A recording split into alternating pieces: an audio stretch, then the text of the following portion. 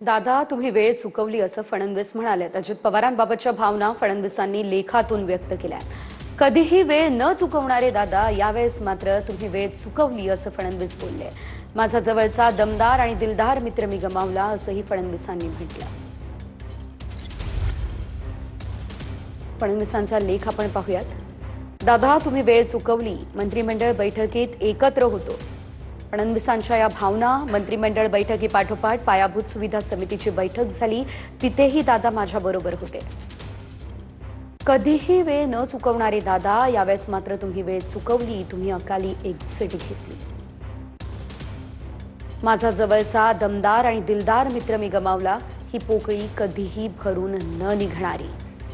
मित्र कसा असतो हे मी दादांच्या बाबतीत अनुभवलंय। दादा हे कायम माझे मित्र होते। दूरगामी विजन असलेले नेते फार कमी असतात। दादा हे त्यापैकी एक। शब्दाला जागणारा हा नेता।